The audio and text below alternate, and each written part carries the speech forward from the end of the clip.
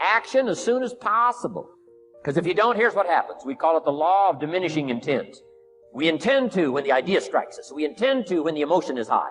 But now if you don't translate that into action fairly soon, now the intent starts to diminish.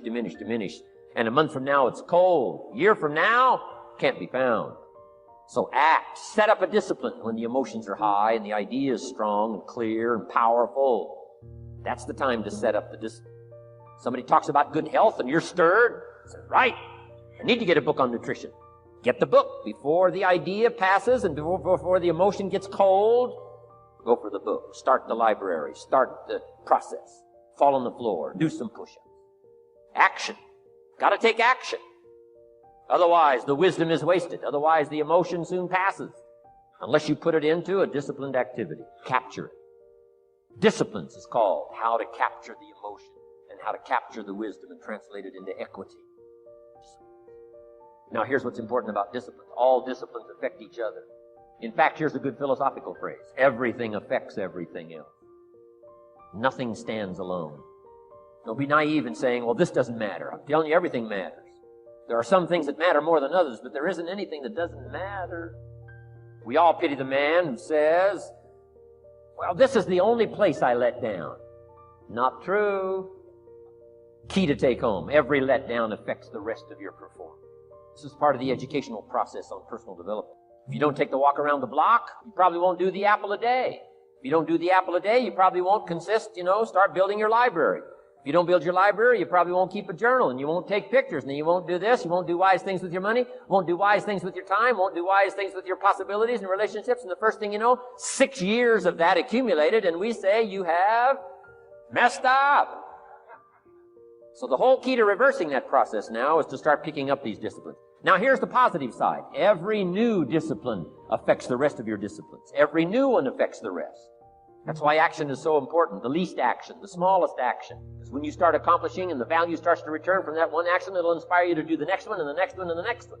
All disciplines affect each other. Every lack affects the rest. Every new affects the rest. The key is to diminish the lack and set up the new. And you've started a whole new life process. Also, one more thought on discipline. Here's the greatest value of discipline. Self-worth. Self-esteem.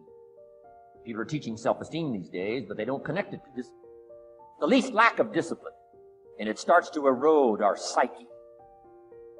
One of the greatest temptations is to just ease up a little bit.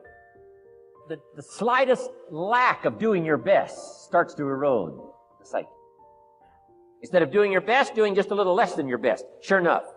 You say, well, it's just going to affect my sales. No, it's going to affect your consciousness. It's going to affect your philosophy. Now you've begun in the slightest way to affect your own philosophy. Here's the problem with the least neglect. Neglect starts as an infection. And if you don't take care of it, it becomes a disease. One neglect leads to another. The worst of all, when neglect starts, it diminishes our self-worth, our self-confidence, our self-value.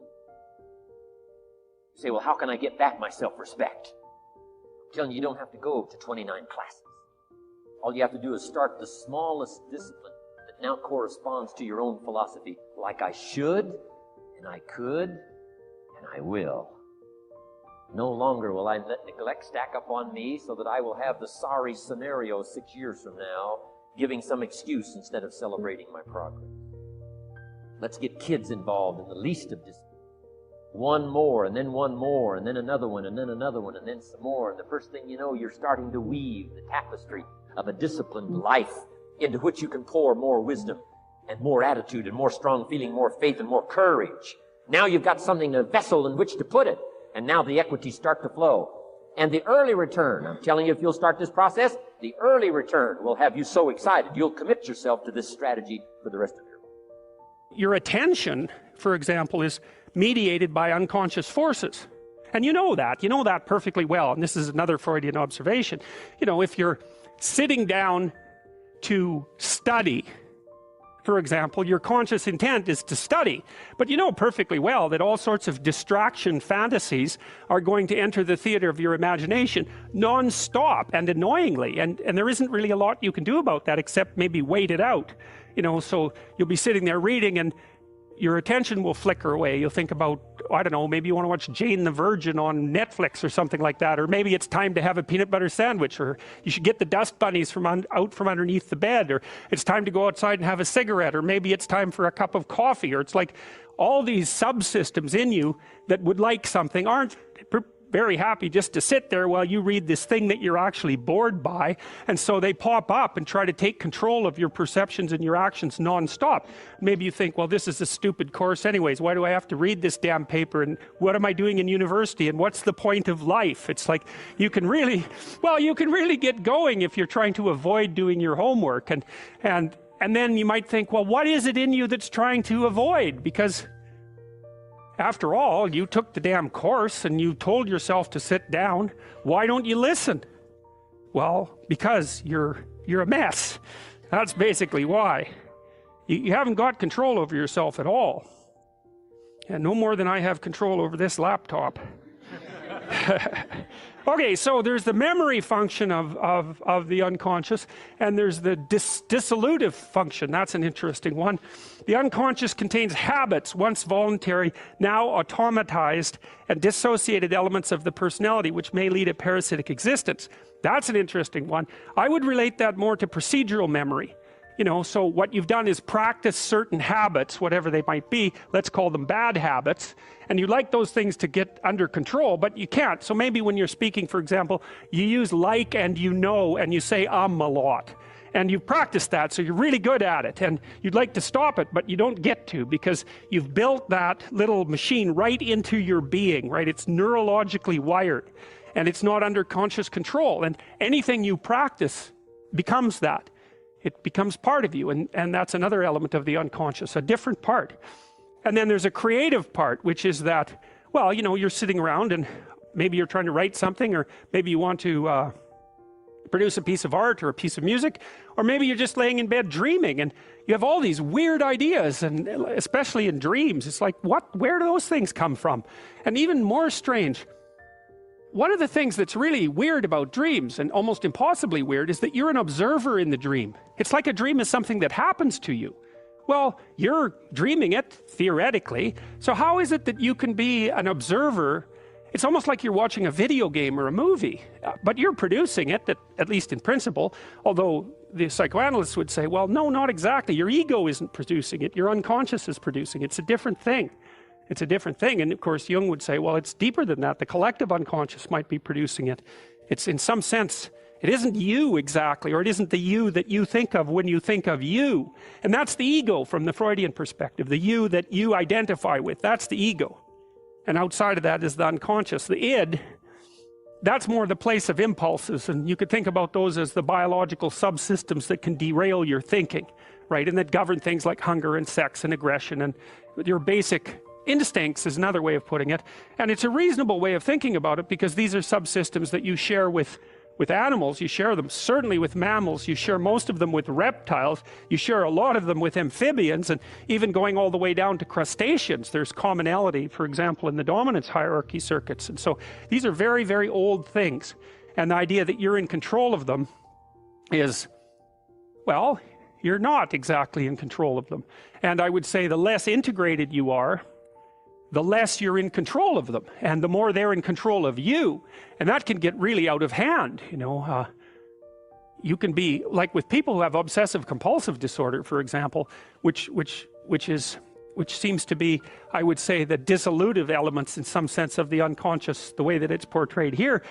Poor people with obsessive compulsive disorder, they can spend half their time doing things that they can't really control, and they have very strong impulses to do them, and it's very hard on them to block them. You know, they'll almost panic if those things are blocked. And then you have people with Tourette's syndrome, you know, that they'll be doing all sorts of weird dances and spouting off obscenities and imitating people without being able to control it, and sometimes a little bit of antipsychotic medication can dampen that down, but it's as if there are these autonomous semi-spirits inside of them that grip control over their behavior and make them do things. And you know, you find that to some degree in your own life, because maybe you've become very attracted to someone, even maybe you don't want to be attracted to the person, and then you find yourself, you know, texting them when you know perfectly well that you should be going to bed, and you know, you're in a grip of something and you can't control it. And that's all part of the unconscious and all part of what Freud was studying. Are you willing to fight? Are you willing to grab? Are you willing to be the warrior? Bring your shield, bring your sword. Stand up and fight. Today will be the day where you can take control. Take control of your power. Become this power. Because now is the time to fight. You're a warrior. Warriors don't give up and they don't back down. Become the warrior. Transform your life. Transform yourself. Head out into battle. Step onto the battlefield. Use your weapons to fight through this pain. Fight through the rejection. Learn from the bruises, the blood, scars, because this time you can rise to become the victor. Step onto the playing field because now is the time to change. Now is the time to rise with the crown on your head. You know, you want to be a little bit better in some way tomorrow than you are today, but it's not going to be in a linear path. Again, these go through cycles of stress and recovery.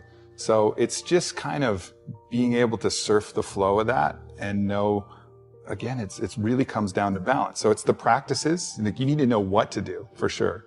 And then you need to know how to apply those things in the right way. So when to push and when to take the pressure off the gas as well. And I think that's really understanding that. So part of it is the knowledge, and then part of it is the follow through, and then part of it is the discipline to know not only when you need to go, but when you need to rest.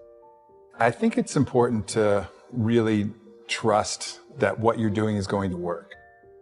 What's a day that makes life awesome and makes you, again, a little bit better tomorrow from having done it today? You have to really do the work. Like, you have to back it with hard work. You know, and if you ask Conor McGregor, like, what's the secret to his success? Hard work, hard work, hard work. I don't know if he actually works harder than anybody, but he believes he does. You know, he has no doubts in his mind that he's actually working harder. And that's, I think, important. So really making sure that you really do your best to get the goods, you know, and to practice that and to go out there and put yourself out there. And then on the other side, what is the antagonist of belief? Well, the antagonist of belief is fear. You know, fear is a belief that something negative is going to happen rather than something positive is going to happen. So it's like, that's on the other side. You're almost believing in your failure, right? Rather than believing in your success. So you have to go attack and collapse these different fears. And part of that is going to be sucking out the penalty if you fail, right? Because like a lot of the fear comes because we're afraid that we're going to judge ourselves harshly or whatever. So you got to realize, like, there is no such thing as failure. There's just learning.